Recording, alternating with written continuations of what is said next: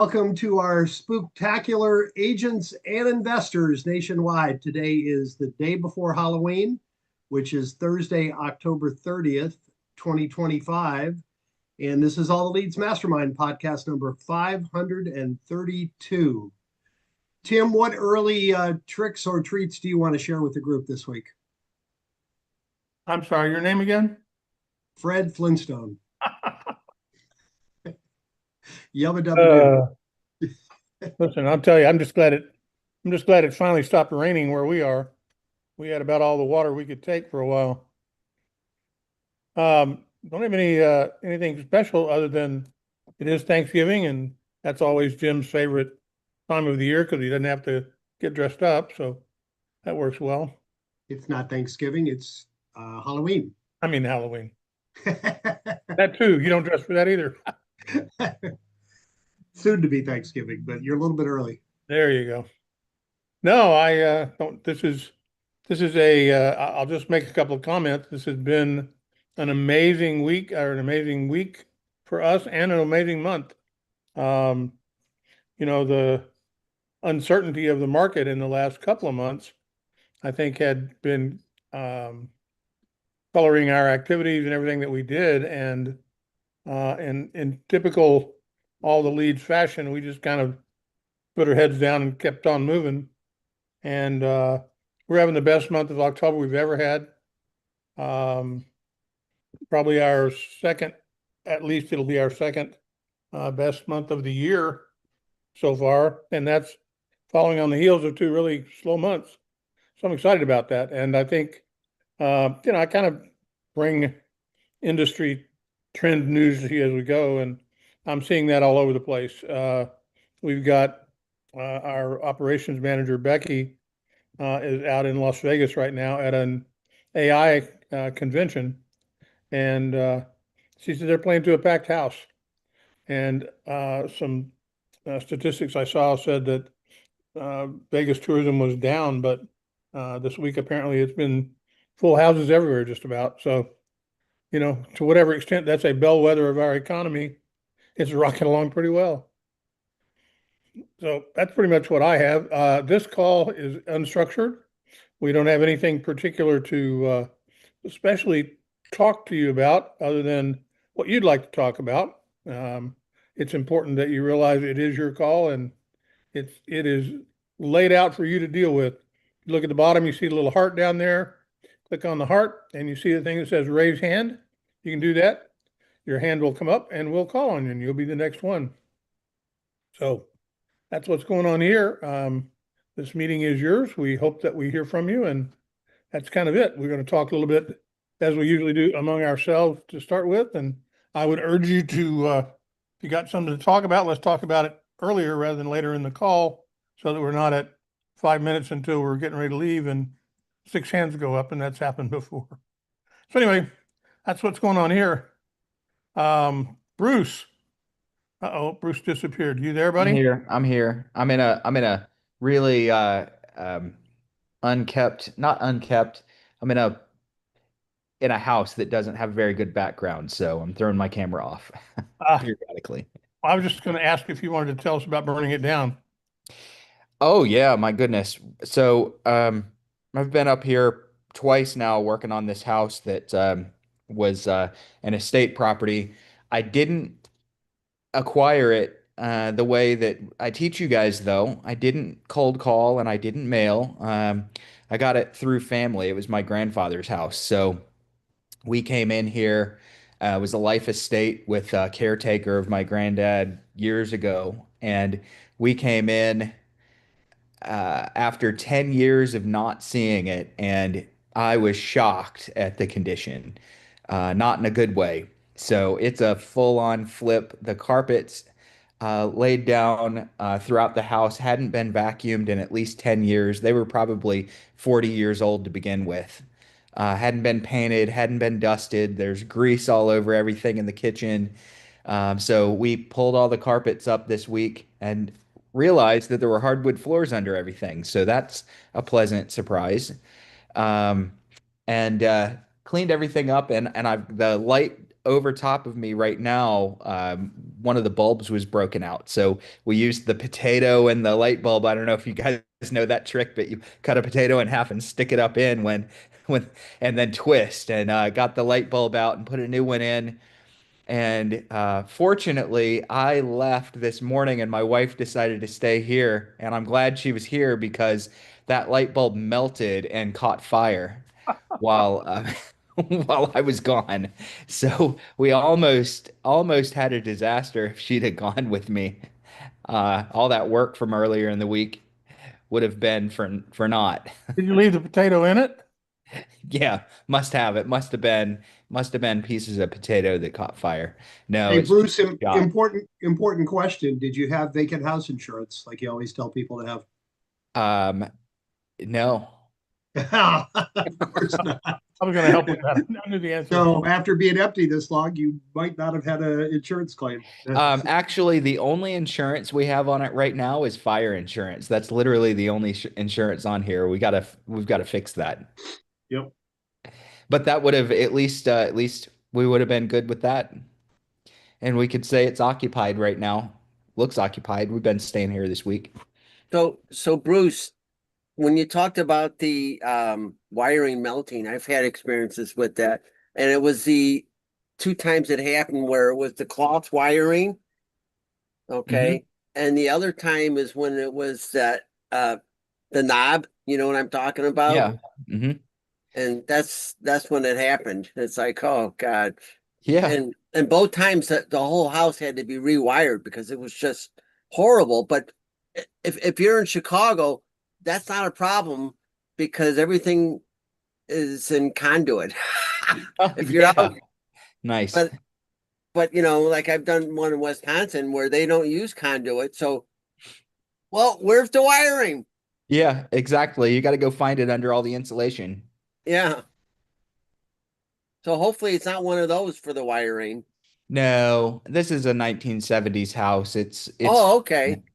so it's not I mean a lot can fall apart in 50 years, but at least they were using semi-modern materials when they built semi-modern. There was a wire that they used during the 70s where it wasn't copper, where there's a problem with it, where I can't think of what material it's made of. It's Aluminum. not copper, Aluminum. aluminum. Okay. And there's a problem with that. It does start on fire sometimes. Hmm. Yeah, in So Florida, hopefully it's not the aluminum. they built Thank you. a lot of Thank you, homes. Tim. They built a lot of homes in Florida with that. And when you buy a house down here that's older, if you have it inspected for electric and it still has aluminum wiring, it won't pass.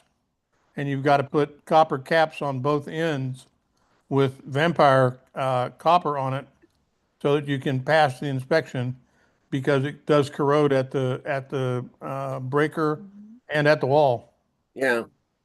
And that was during the 70s where they were doing that, I think, weren't they? Yep, for sure. Because it was cheaper and easier to deal with and lighter. It's lighter weight. Carried the And same amount of It's electricity. also a lot more malleable too. And Yep. Yeah, easier to deal with, but not a good product for that. I saw a house last week that I was in that had stranded wire. All of the electric in the house, no. stranded wire. It was Oh my God. cloth wrapped stranded wire from the, I don't know, early like 1920s. Yeah. It was absolutely gorgeous. The wiring in the house it was in ceramic terminators in the wall. Yeah. The knobs. Yeah, it's crazy. I mean, it was a work of art, but it had to all get completely ripped out, every bit of it. It's a fire waiting to happen sometimes. Oh yeah, yeah. So on a wooden house with plaster on the walls and stranded wire, what could go wrong?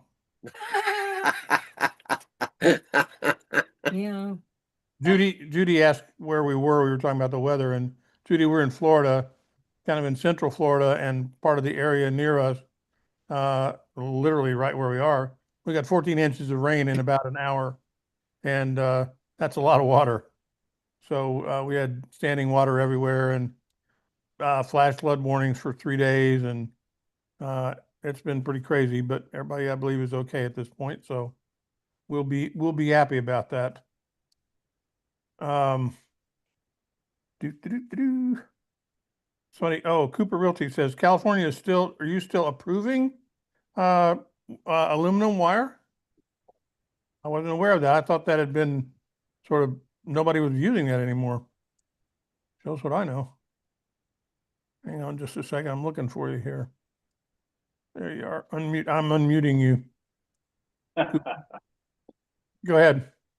No, we still use aluminum wire all the time. So in new construction, huh? I just remodeled my house and my 50 amp service, or the 50 amp run going to the HVAC and the oven, stove, and washer and dryer are number 6 aluminum.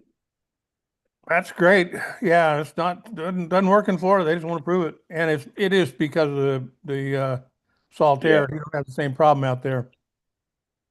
Yeah, we don't have that humidity issue. You got your salt air blows out to the ocean. Ours blows in. Oh yeah, no, we're in the valley. Well, anywhere in the valley, we don't have a problem with it. Yeah, you don't have any problems at all, and it may be that way all over the country. Maybe I'm upside down. Does anybody else know about aluminum wire in your market? If you do, raise your hand. I'd be interested to know the answer to that. Anyway, thanks, Joe. Appreciate it. He's back. Go ahead, man. We don't use aluminum in the Chicago area. It's frowned upon. And depending on where it's at, the inspectors will say, no, no, no. Yep. And I'm just wondering, I literally thought that was a national program, and they're still doing it in California. That's interesting. I didn't know that. And I wonder if there are other areas that, dry areas, it probably might be all right, I guess. Yeah. Oh, anyway, I'm not a builder, so it really doesn't matter to me. So, Eileen, how are you? Eileen, how are you doing today? I am doing well, Tim. Thank you. The world treating you well? Yes, yes. How did Masha make out on the deal we were talking about? Yes, so she's been procrastinating a little bit on scheduling a meeting. She keeps putting it off, but he's staying on top of it. I was thinking he might be Doing on a here. good job communicating. I was thinking he might be on here today to tell us how it was going. He's actually traveling today. He's went to visit some friends and family in New Jersey. Well, I guess we'll let him go do Back. that. Back north, as we call it right now. Now I'm like learning how to say that, being in Florida. Gone back up north, right? Right, exactly. We're in Jersey. Where in Jersey were you guys? We were in Bergen County. Oh, okay. Yep. So, North Jersey. Yeah. North Jersey. Oops. Excuse me about that. That's me. Hey, Tim, we just had, I'm sorry, go ahead, finish up, Marlene. I didn't mean No, to no, interrupt you. We just had an interesting comment from Judy, said, I don't mean to be rude, but why are we here? We're not here just to all gossip and talk to each other. We're here to answer your questions, issues, anything that you need help with as far as the lead sources we provide. And until we get someone raising their hand, we try to keep the conversation going. So, and our coaches usually have interesting things to say. If you have any questions, Judy, I don't know if you're a subscriber, but raise your hand and participate, please. Indeed. That's why I say this is your call. Oftentimes we have presentations that we do. This is the last one of the month, so typically we don't do a lot on this one. I will make a couple of comments about that particular issue, and then we'll take questions if you have them. We are, as I said in the beginning of the call, having the best month we've had in a very long time, and we're excited about that. And we're looking to finish with a bang. So if you've been on the fence and you're not sure or haven't been sure whether or not it's the right time for you to step up and get started and all of that, you couldn't pick a better time to probably do that. And that's because our sales reps are working really hard to make deals. Our managers are working really hard to close them. And we're excited about adding more people. So we're excited about that, and we want you to be part of it. Hey, Jess, I saw Jessica just posted something here about had an onboard call with a sub who had a couple of questions. So she's asking about them in the chat that we use for the call, and she's asking whether or not texting on DNC has the same rules as calling. The TCPA has premises for both of them. It covers both of them, and in all cases, permission is required by the TCPA. Second question that she asked was, if an offer is made to the attorney representing a lead for probate, does the attorney have a fiduciary obligation to present that offer to the PR? It's an interesting question. The attorney typically can't sell the property unless they are the PR. So don't know the answer to that question. I would assume they would, in good faith, do that anyway, but I don't know if they're not actually the agent for the property, whether or not that would apply. So I just thought I would look at those. So let's see here. Greg asked, what can I expect to gain from ATL? Well, it depends on what you're looking for, man. Are you on the call or you're on Instagram? So we're not just a lead company. We are a systems company. So in addition to simply providing the best quality leads all over the country, and very, very good data, very excellent skip tracing, great augmentation, best phone numbers, as Matt Millian and his people can attest to. We also are a print company. We do all of the printing for you. We'll go right out of your CRM direct to print. We provide custom websites for you. We have a team of marketing implementation strategists that work with you to help build your marketing and do all of that. And our coaches are available to you on one-on-ones anytime you need it. So you don't just get leads from us. We're not just a lead provider. And I think the best way to answer some of that question is, try to move forward with talking to one of our people and let them lay a program out for you and talk with you about it. Judy's asking further about a couple of other things, and hang on just a second. Oh, and Joe says the legend Bruce Hill and Tim and Jim. I don't know how good that is. Jim's good though. What's up, bud? Jimmy. Oh, no, go ahead, Tim, finish. And then there was, I have a story I can share that goes well with what you were just saying. There was one other question there about sequence of the leads. I don't know if Bruce wants to answer that first, or you want me to go first? Go ahead, you're up. Okay. I had an interesting conversation. I call all of our subscribers every week who are decided they want to either go on hold or cancel. And I had an interesting conversation with one this week, and been with us for 5 months. And he said he canceled for 2 reasons. The first reason was he was promised the leads on a certain date, and half the time they were 3 to 5 days late, which, and I explained to him that there's a 10-day window. Apparently he wasn't aware of that. And then the second reason he canceled, he said, was because so many of the leads or so many of the deceased did not own property in my market. They own, they had an address elsewhere. And I said, well, how did you know that? Did you call them? He said, no, I don't want to waste my time calling them. I mailed everybody who said that they lived in my market. So he did that for 5 months. And then I had to explain to him also that the last known address is very often, probably a majority of the time, not the property that was owned. And it just made me realize, Tim, you were talking about everything that we offer. The last few weeks, we've talked about the refresh program, and Matt has really done a phenomenal job with that. But there is so much that we offer. It's rare that I talk to anyone who takes advantage of all of it. And it surprises me how often people aren't even aware of much of it.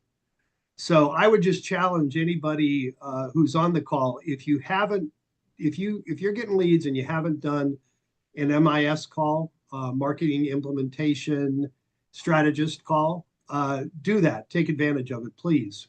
And take notes and pay attention. And minimum, you should do that. I think you should take the free foundations class that Bruce offers. And minimum, you should do a coaching call. And you're entitled to a coaching call once a month. But just tell one of us what you're doing, and I guarantee you there are some valuable things that we could share with you that are absolutely free that you're not doing. And as the case with this gentleman, he was probably mailing 30% of his leads and couldn't understand why he wasn't getting anything. He just was assuming that they didn't own property. And again, I'm sure his MIS probably mentioned that he was on a call, but he didn't really pay attention or take notes, or maybe he didn't do a call with his MIS. I'm not real sure. But anyway, moral of the story is take advantage of what we offer. Please, guys, that's why we offer it. And 90% of what we offer, there's no charge for. Bruce? Yeah. Speaking to that gentleman's concerns, just so you guys know, if you're not already getting probate records and prospecting or marketing to probate, generally speaking, in any given county, somewhere between 50 and 80% of the estates of the probate applications that you see in your county records are going to have real estate connected. 50% is customarily a pretty low on kind of on the low end. If you see a month where you get 100 records and only 50 have property, I wouldn't be surprised if it's 60 or 70 next month. On the high end, 80, 85%. Some markets have a lot of people that have real estate tied to their estates. Depending on where you are, normally there's small estate exemptions. Not normally, there's always a small estate exemption. Every single state has a small estate exemption.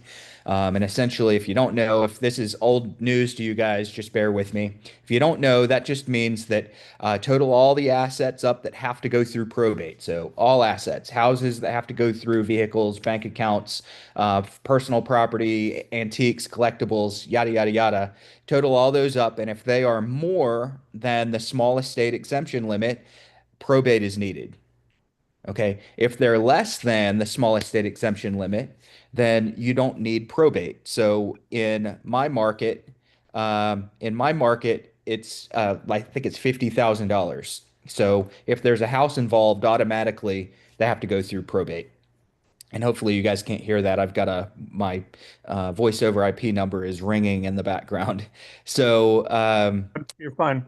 the families that are applying for probate normally are going to have real estate. So there's a big portion of them. If there's not any real estate involved in the estate, they probably aren't going to need probate.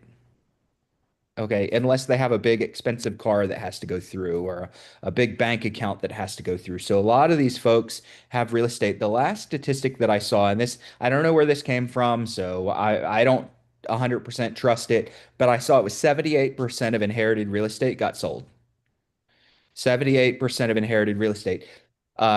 Hopefully this doesn't go out online somewhere where it's like Bruce Hill, the probate guy, says 78% of inherited real estate gets sold, because I can't source that. But that's a really big number. It doesn't always get sold in the first month. So if you're getting probate data, I want you to recognize that a big portion have real estate, even if it's not always easily visible. A big portion have real estate, and then the majority of those with real estate that's being inherited is going to be sold. So think about it. You look at your list and you can see where the representative lives. So you can see where the decedent lived, 123 Main Street. You can see where the representative lives. If that address is 456 Oak Street and the decedent lived on Main Street, the likelihood that the house is going to be sold goes way up. If the representative and the decedent share an address, the likelihood that it's going to be sold in the first 6 or 8 or 12 months is a little bit smaller, but very often it still sells. It still sells within 12 to 18 months, especially if it's a surviving spouse. I've got people in my pipeline right now that I've talked to that are, let's say, widows and they're in their 70s and sometimes 80s and their husband passed away. This is just an example. And I put two and two together because they say, I'd like to stay here, but the house is 4,000 square feet and it's 2 acres of yard. Well, they want to stay, but the likelihood that they're going to change their mind in a year when they're taking care of this property is pretty high. So I don't want you guys to sleep on those. Be helpful, be a resource, guide them through a state administration process. Don't just go after them saying, sell me the house or let me list the house. Help them with other things. They'll remember it. And if you can stay in front of them and help them with other pieces of the process, when they sell, you should be first in line. And if they don't sell, they're still going to like you. I've had people that have left my business cards on their refrigerator or put me in their will. I've actually been in the will of several people, not as a beneficiary of the will, but when I die, Bruce sells the house. I've been that person for people several times. And I wouldn't have been if I wasn't a resource to the families that thought, hey, I think we're going to hold on to this house for a little while, but I know I'm getting up in age. I'm going to put Bruce in the will. And I haven't asked for it. They've just done it because I've been the person that helped. So that's what I want you guys to do. So don't if you see 50% of the probate records don't have real estate in your market, number one, don't get disheartened. That's in the range. It's kind of on the low end, but there's still a lot of real estate. Huge portions of them are going to sell. And if you can be the resource for families where you're not just doing a mailer or two, that's never going to position you as the resource, as the expert. Then if you can be a resource, then you're going to be in line to get the deal. And Bruce, as long as you're on a roll, Rob asked, what is the best sequence for contacting these people? Direct mail, voicemail, letter? And I know you're going to say all of the above, but do you believe one sequence is the best? No, I don't think that one sequence is the best. I do believe that there are a handful of possible sequences that you could run with. Here's the thing. If there was one sequence that was the best, everyone would do it and it wouldn't be the best sequence anymore. Okay. So as soon as everybody starts doing something, the people that are doing it, the value of what they're doing loses efficiency. So for a while, direct mail was not working so much anymore. Why? Everyone was piling lots of direct mail on their leads. You'd open probate and you were going to get 15 letters from 15 different people, and they were all running a 3-month campaign. Well, you don't stand out. So then the market shifted to where if you were going to stand out in mail, you ran a 6-month campaign, and then everybody started doing that. And then mail stopped working so well for a little while, and everybody quit doing that. Well, guess what works now? Mail, because the competitors quit. So personally, I like to call for a week. Okay, sometimes longer, and then hit mail to the people that didn't answer. That's just a personal thing for me. A ton of you guys want to warm a call up, and I like warming calls up for a lot of folks where instead of saying, "Hey, you don't know me, but my name's Bruce. I run North Carolina Estate Solutions," or something like that. Okay, just make up a name. Um, Instead of saying that, "You don't know me," I get to say, "Hey, I sent you a letter or I sent you a brochure a couple of days ago. I sent you a package a couple of days ago. I wanted to make sure you got it, put a voice with the name and find out what you're going through." Well, that's a really good way to do it if you want to warm up your phone call with a letter before you call. Um, some folks mail for a month before they make their first call. Other people call for a month before they send their first letter. Bottom line is every single lead, every single consumer out there is going to react a little bit differently to different marketing stimulus. One person is going to get your letter and say, "How dare you?" While the next person gets it and says, "This is the perfect thing for me." So that's why I encourage you to do a little bit of all of it. Okay. mail. You should also be sending mailers out to the people that you've had a conversation with. If they say, I don't need anything right now, I got it all handled, my attorney's doing it, goodbye, click, you should have things to be able to get in front of them that are probably a little bit different than a cold mailer that says, you don't know me, I don't know you, but this is who I am, this is what I do. Once I've had a conversation, I don't need that cold mailer anymore. So I like to have something warm that says, hey, we spoke. I just wanted to, I know you had everything handled. I wanted to tell you what might help in the future. So texts, yes. Voicemails, yes. I usually don't leave a voicemail until I've called someone 5 or 6 times. They've ignored me 5 or 6 times. I'll leave a voicemail because at that point I go, they're not going to call me back. They had their chance to call me back. I better leave them a voice message. I call them a few more times. I leave them another voice message. Now it's time to text. Definitely time to mail at that point if they're not answering your call. So a lot of different ways that you guys can do it. And that's important to know that we have people that are on this call who only send mail. That's all they do. They send mail. They do it faithfully. They've done it. They run we've got people running a 12-month sequence where every month they send it. Sometimes they're doing 2 and 3 a month. They're throwing postcards in. They believe in direct mail. It works well for them. And that's because they've established a presence. It's kind of their brand. People get used to seeing it in the mailbox. They may be throwing it away, but they're accomplishing something by being at the right place at the right time, top of mind when that decision gets made to sell. And that's the objective of any marketing program. You want to be top of mind when that decision point occurs, and you don't know when it's going to be. So it's important. Jessica, you've had your hand up there, and I want to hear from you. Jessica is one of our marketing implementation strategists. What's up, Jess? Yeah, not much. I just wanted to kind of piggyback a little bit on what Jim had to say about the onboarding and also kind of go into a little bit about what Bruce said about the different strategies on mailing out or just reaching out to the leads that you get from us. So just to start with the onboarding. So as the marketing strategist, myself and Nick included, it's the onboarding. That is the first initial introduction to my role for my clients and my subscribers, but also just to help you get acclimated to your system. So that way you know where to locate your leads when you sign in. You know where all your marketing is located when you sign in. But I know that that first call, that first onboarding, there's a lot of information and it's not a one and done. So that's why I always encourage for additional Zoom calls. We're here to help you every step of the way. There's a lot to think about when it comes to marketing and how you really want to strategize reaching out to your leads when you get those lead files. And then kind of going into what Bruce said, it's not, a one golden ticket campaign. So during that onboarding and during, continuous conversations with my subscribers, we really kind of figure out your market area, what really works best in your area. Of course, trending is letters and postcards. Those are the two most popular pieces that I see going out. And Bruce even mentioned before that postcard acts as a really great tag behind when you send out a letter. Shortly after, send out that postcard. It really reminds that lead of why you're reaching out to them. It's a little bit more visual, so it'll spark a little bit more interest.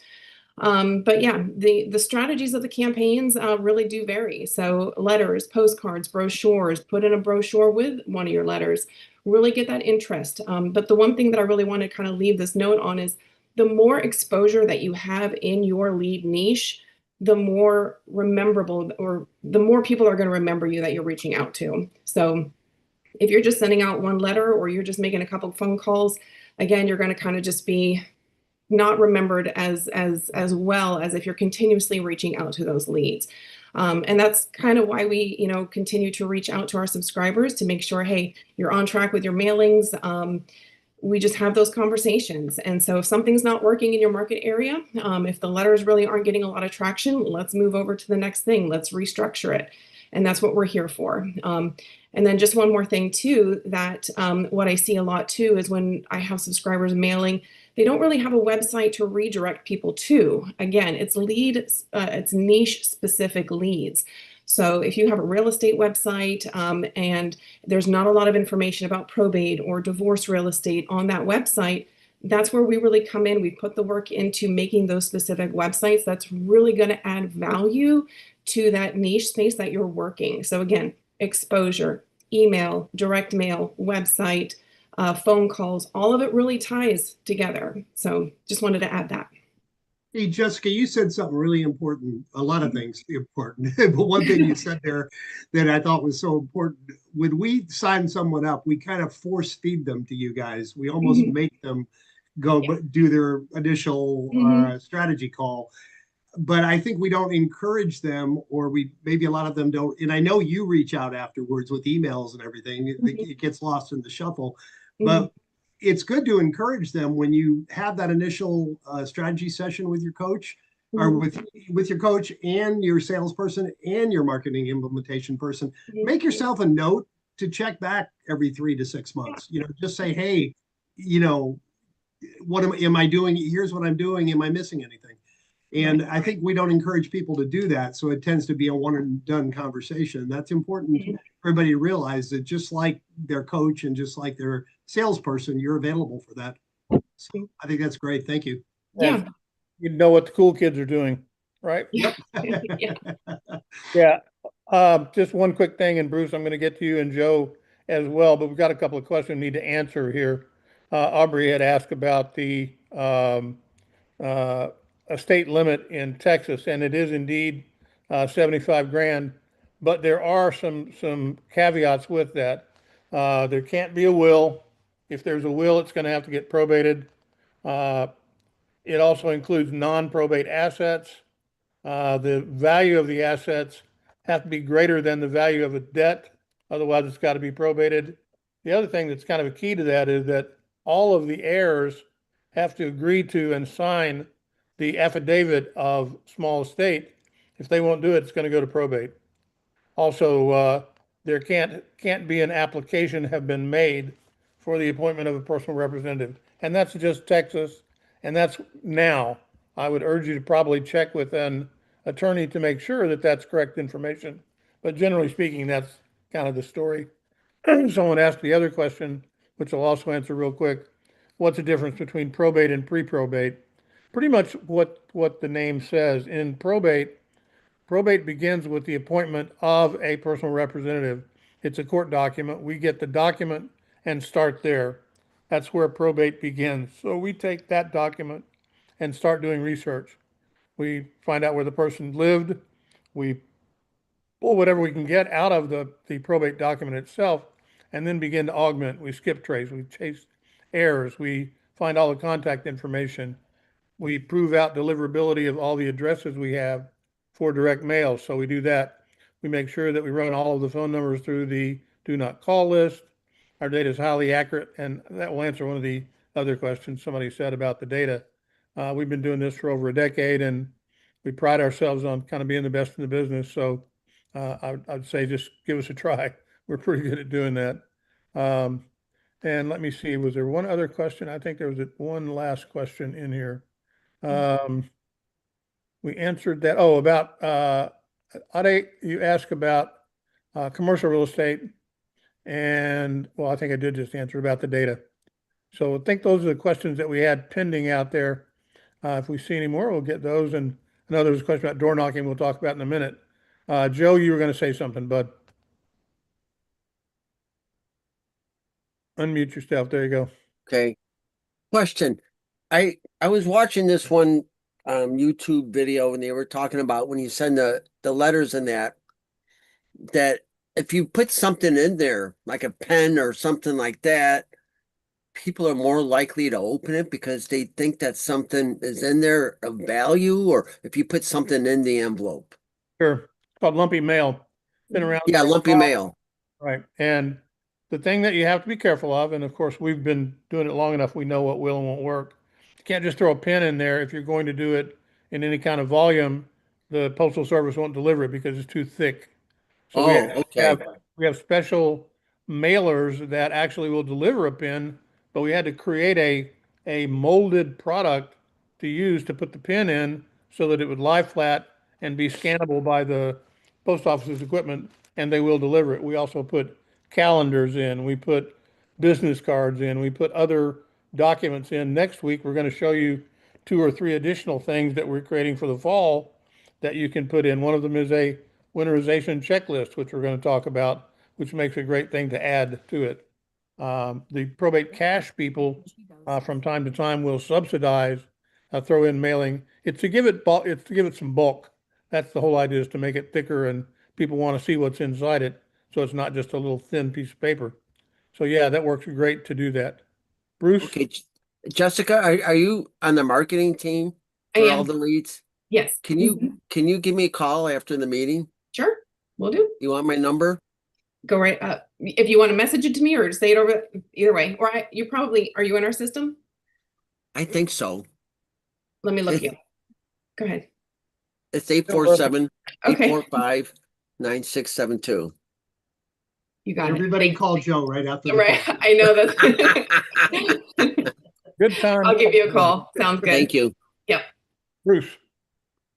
Yeah, I was gonna speak to back to a few of the things that people are asking about, and especially door knocking, not especially door knocking, but including door knocking. Um, I'm gonna tell a lot of you all what you can expect if you're entering the probate market, and then what the potential is in the probate market. So, what you can expect, because a lot of people are pretty busy. Sometimes there's limited budgets, sometimes it's just limited time. You can really only do one or two things, and those one or two things that you do are somewhat inconsistent. Um, if you mail somewhat consistently, which all the leads can absolutely force that to be consistent, as long as your payment's going through, your mail is going out consistently. If you mail consistently, you're going to get some deals every year. If you, as Jessica said a little bit ago, if you mail one time, two times to a lead and then drop them, by the time they get to the point that they're selling a house, it's pretty likely that they will have forgotten you. So if you're going to mail, it's okay to do a letter or two if you're looking for low-hanging fruit, but you're not going to get a lot of consistency out of it. You could get a couple of appointments a year and maybe a deal or two, something like that. If you're mailing a legitimate campaign to every lead in your system, at least those with real estate, at least, then and you're running 5, 6, 7 months, sometimes longer, you're going to get some more deals out of a probate list. If you're calling consistently, and that's the one thing that almost none of us do consistently, except for Matt and his team. If you're calling consistently, you are probably going to get more deals than mail alone. Um, you could get one or two a month potentially. Some people more. It depends on how consistent, how many times you call them, who's calling, if it's your time, if it's someone like Matt Miller's appointments today time. So calling generally creates more. When you put the two together, you're going to get more. Okay, so a lot of your competitors, I think it's really important when you do probate to know what your competitors are doing and recognizing whether they own the market. And I can tell you that I would argue that none of you are in markets where a competitor owns the market. Okay, I only know of a couple of areas where someone owns a strong segment of the market. Okay, someone that owns a strong segment of the market typically gets 25, 30, 40% of the available sales coming out of that market that are probate or estate related. Okay, John Cooper owns his market. I would argue that in a way I own my market in a way when I'm actively producing. Okay, so you can own the market, and if you do that and you think about it, you're in a market with 100 leads and 70 of them have real estate and 50 are going to sell, and you get 50% of those. There's 25 deals a month. Okay, that's what owning the market is. If you're in an area where you don't have a competitor that does that, that means that that is available for you, but you have to do all of it Mhm. at a high level. If you don't do all of it at a high level and you want your 5 to 10, 12 deals a year, go do only mail, go do only an hour of calls a day. Those things will get you to your extra deal a month. If you want to own the market, do everything and do it really well. Okay, so everybody in here has a different goal. Some of you guys are like, I don't want more than two deals a month. Well, great. Put your mail on autopilot and That would have to be. make 2 or 3 hours of calls every week. Okay. You want to own the It's market? gonna be you, Shannon. Hire an You're gonna be ISA. on these calls when we get back from vacation. You're gonna be working so. All right. You want to own the market? Hire a calling service, hire an ISA, be on the phone 4 or 5 hours a day, send mailers out, develop resources that you can send people after, door knock. Okay. I know someone that door knocks in a market that gets 3 to 4 deals a month from door knocking only door knocking. So yes, if you do it consistently, you can get a lot of deals. I could get 3 or 4 deals a month only from calling, or 3 or 4 a month only from mail. But you got to be really good at each of those individual segments. But if you really want to own the market where you're picking up the majority of the deals, then you're going to do all of it. And you're going to invest in advertising in sports programs and put signs up around the soccer fields and all the other things that you see people doing just to get brand identity out. People do it. They do it for a reason, because it works. You know? Well, I would argue that if they're putting signs up around the soccer complex, they're doing it because they got suckered, but that's okay. That's a different opinion. Now you've made me feel bad about all the signs. It is that way. I will say one other thing, and this is interesting. You know, we keep talking about door knockers, and we have had an increase lately, a massive increase in the number of people who are buying door hangers. You know, before, when we first got started, it was a product we had, and, you know, a few people bought it, and, you know, occasionally somebody would buy some door hangers. We've seen a massive amount of increase in that, where people are literally going door to door and putting the hanger on there. You know, they look good, you look professional, and shows you're doing the work. And that's a big part of it. It shows you're doing the work. And that's the key. You know, people see it and they think, whatever. But that's somebody who didn't let the Postal Service do it. They know the community. Somebody's walking that community with that in their hand to get this done. So that's an important thing to be considering. Jimmy, go ahead, man. Yeah, hey Bruce, couple of things. This is so obvious. I don't want to insult anybody, but it surprises me when I make my coaching calls. First of all, two things you said that could not be more true. You're going to do much better if you combine activities. But when I do my coaching calls, I'll often run into someone who has just been mailing, and they'll say something like, you know, I sent out 100 letters a month for a year and I only got 3 or 4 deals. And then we do the math and we just realize they spent $4,000 to make 15. Yeah. And they're not. So I would say, not only when I was in coaching, two of the things they always said is treat it like a business and know your numbers. I would just tell you, know your numbers. If you're doing a massive amount of advertising, know what you spend on each activity and what your ROI is on it. And if you're only doing mailing, take a look at it. It's pretty, there's some markets where, yeah, people get 1,000 letters, and, you know, if you don't do anything else, you're probably not going to be profitable. But in many, if not most markets, if you only do mail and you actually take a look at your ROI, it's going to be worth it. It's not going to be gangbusters, but it's still going to be worth it, especially when you factor in that you didn't have to do anything, that we were doing the mail for you. So I guess my point is, know your numbers. Thank you. Thank you very much. Thank you very much. Well, the key to that is the main thing you said, Steve. I'm coming right to you. Too many times we're not treating our businesses like a business. And, you know, it's just like, you know, you asked Bruce the question about the insurance, and, you know, we're not perfect.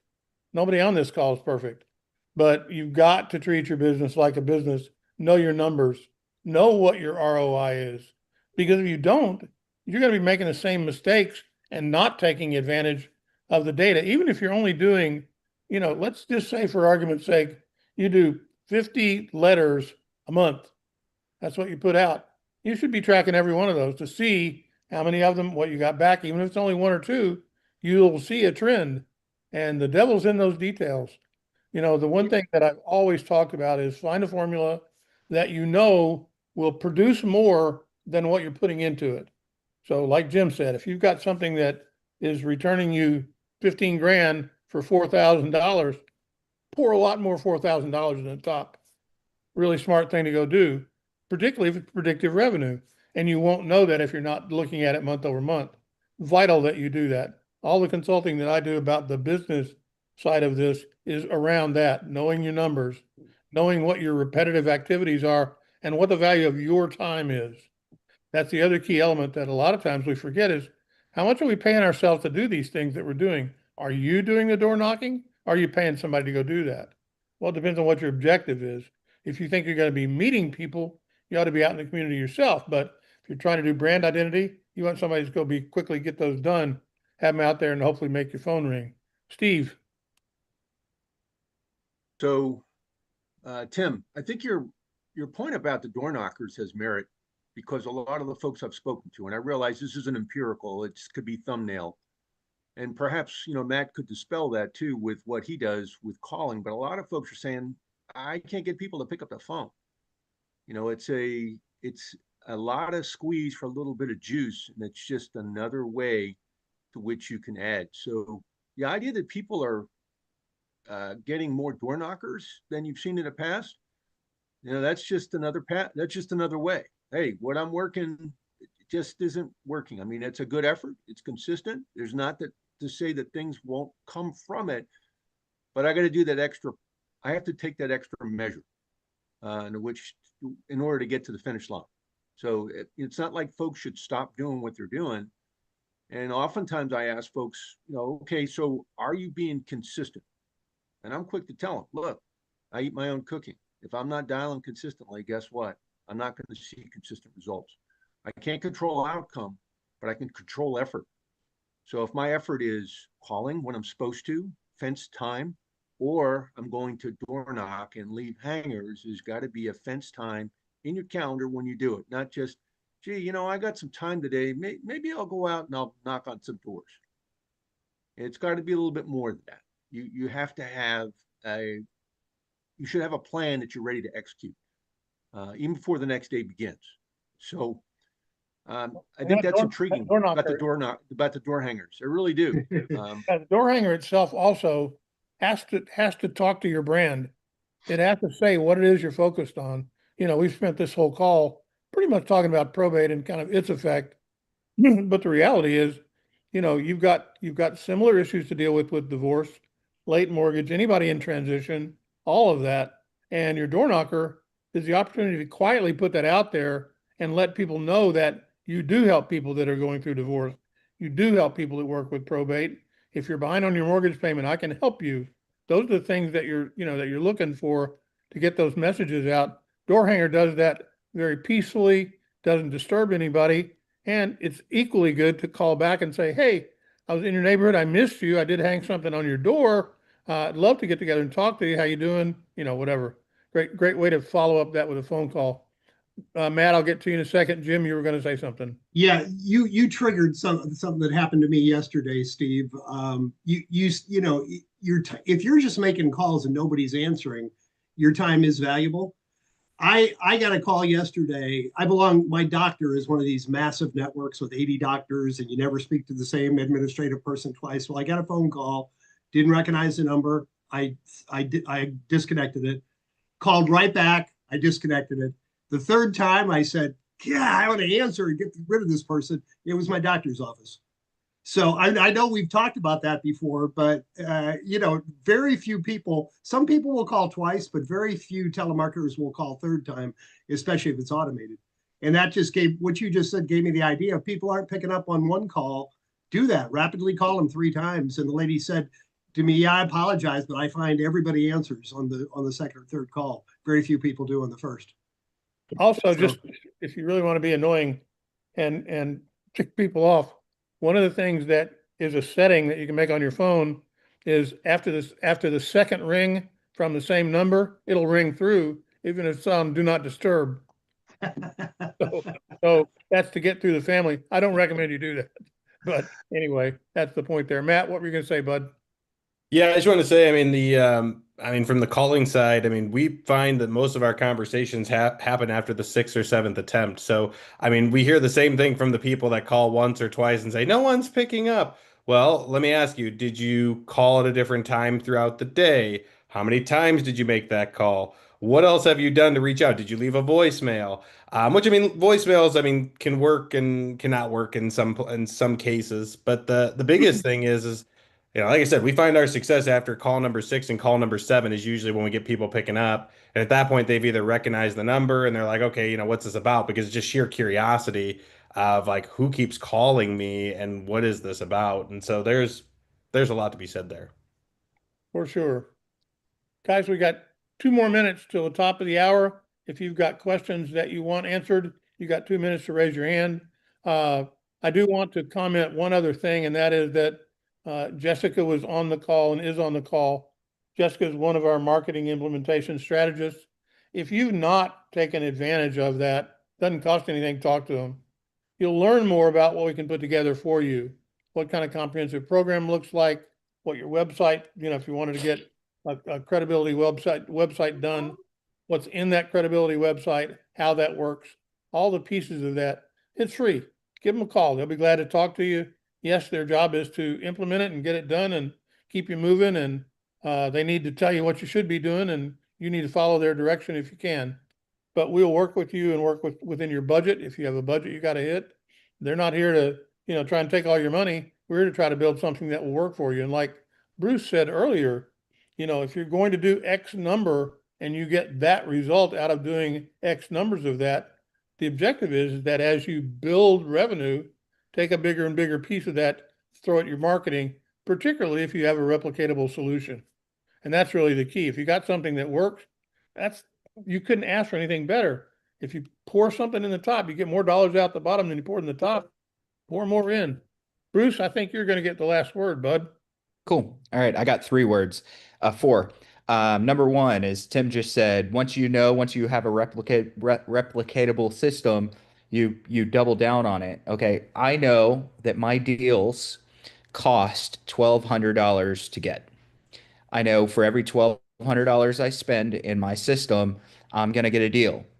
So my question is, how many deals do I want? Do I want 100? I'm going to spend $1,200 100 times this year.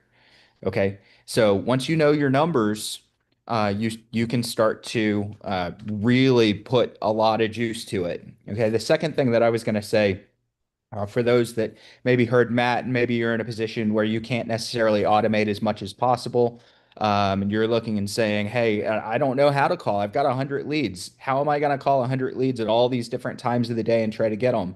A suggestion would be pick 5 leads for the day and say, my mission is try to connect with as many of these 5 people as possible. I don't have to call 100 people 3, 4, 5 times today, but I can call these 5 people until 3 or 4 answer. And if you call them through the day, I promise you're going to get some answers. You're going to have some conversations. Third thing I was going to say is you guys, Aubrey's just said something about following a strict daily schedule. I know I'm bad at that, so don't be afraid to outsource a strict daily schedule.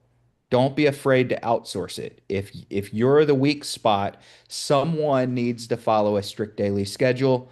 Outsource if you can't do it. I'm going to encourage you, please learn how to do it. But if you can't, then outsource it. Someone needs to follow a daily schedule for your business to have success. And then the last thing I was going to do, because I didn't ask permission to do this, but I haven't done it for a long, long, long, long time, is I'm going to plug myself really quickly and tell you guys, go on alltheleads.com and click on the training schedule. So alltheleads.com, click on training and resources. Under training and resources, there are a handful of free short mini trainings that you guys are going to want if you don't know these things. So the first free mini training is how to close 2 probate deals every month. That's going to take you to a video that I did. The next is understanding probate timelines. There's a free mini training called handling common objections when you're on the phone. Probate mailing core concepts is another free mini training. All these are available that you're going to learn a lot from. And then, of course, if somebody wants certified and they want the full almost 20-hour course right now, it's Probate Mastery. If you register through All the Leads, it's actually $100 less than you'd get it if you came to me. So $597 for the almost 20-hour course. And certification that comes with it. And I will tell you guys, anyone that does that right now, I'm having a little bit of I've noticed a couple of times recently, a little bit of a hiccup. So if you do buy it through all the leads, send your MIS or send support a message saying, hey, I bought this. If you don't see an email coming from Probate Mastery to you with access to your course, don't just sit there and go, these guys didn't deliver. I had that happen a couple of times in the last couple of weeks where somewhere along the way and the connection, there was a hiccup and people just sat there going, these guys didn't give me my course. So if you get it and you don't see an email within 15 minutes giving you your course, go ahead and email support. That way they can tell me and I can manually assign it to you. Sounds All like right. a plan, Hope that was bud. okay, Tim. No, that's great. That's always great. And there's nobody better to learn the probate business from than Bruce. He's been doing it a long time. He eats his own dog food. He makes his own mistakes, and he makes them all the time, just like all of us do. It's the only way we learn. I know, Bruce, you don't make very many. Oh, I make plenty. I know. We all do. And that's the whole thing. There's no one answer about all this. It's also knowing your marketplace. I was going to just say one last thing and send us out. Know your marketplace really well. And what I mean by that is, depending on where you live and when you're making your phone calls, if you know that you live in a bedroom community and you know that people are driving away from a big city to get there and leaving early in the morning to go there, and I'm thinking about California, Southern California, most mobile population in the world. It's nothing to drive 70, 80 miles to go to work every day and come back. You're driving on, the 405 and trying to get there. And I used to work downtown LA and lived in Orange County. But know when people are traveling so that you're not wasting time trying to get hold of people to make decisions when they're probably going to be behind the wheel of a car. Give them time to get home and, change clothes a little bit, make your calls in, and be smart about when you're making your calls. Try in the morning, try afternoon, try later, try up till 8 o'clock. Determine when you're going to get them and call on the weekends. If that's the time you're going to call, find when the people are going to be there. Also tailor your mailings to kind of do the same thing. If you're going to do a heavy push on a weekend, make sure that your mail tries to hit the mailbox maybe on a Thursday or Friday. And we can work with you to get all of that stuff done. Jessica's one of our very best people, and our staff of MISs are all good and they can all help you get this done.